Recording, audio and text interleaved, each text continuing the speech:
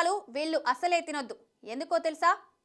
సీతాఫలాన్ని పేదవాడి యాపిల్గా చెప్తారు. సీతాఫలం శీతాకాలంలో లభించే సీజనల్ ఫ్రూట్. ఇది అనేక పోషకాలతో మంచి రుచితో చూస్తే చాలు ప్రతి ఒక్కరికి తినాలనిపిస్తుంది. అంతేకాదు సీతాఫలంలో ఉండే పోషకాలతో మనకు అనేక ఆరోగ్యాల నుండి కూడా ఉపశమనం కలుగుతుంది. సీతాఫలంలో అనేక ఔషధ గుణాలు ఉంటాయి. సీతాఫలం ఆకులు, బెరడు, గింజలు, వేరు ఇలా ప్రతి భాగాన్ని చాలా వ్యాధుల నివారణలో ఉపయోగిస్తూ ఉంటారు.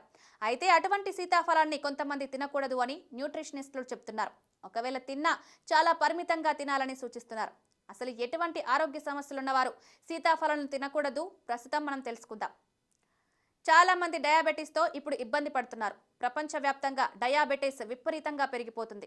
ఇక మన దేశంలో డయాబెటీస్ బాధితులు లెక్కకు మిక్కిలిగా ఉన్నారు. మన జీవనశైలి కారణంగా సరైన వ్యాయామం, పౌష్టికాహారం లేకపోవడం, ఒత్తిడి విపరీతంగా పెరగడం వంటి కారణాలతో చాలా మంది డయాబెటీస్తో బాధపడుతున్నారు.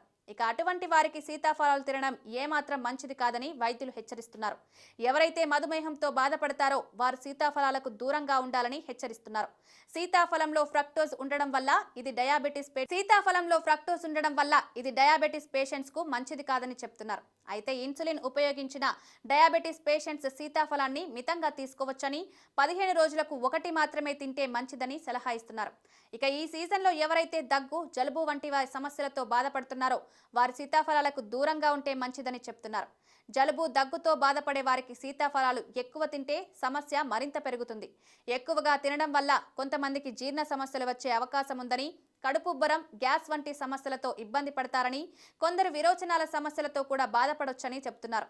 కొంతమందికి సీతాఫలం తింటే అలర్జీలు వచ్చే ప్రమాదం ఉందని, సీతాఫలాలతో కొందరికి శరీరం పైన దురద, ఎర్రటి దద్దుర్లు వస్తాయని, అలాంటి సమస్య ఉన్నవారు తినకుండా ఉంటేనే మంచిదని చెప్తున్నారు.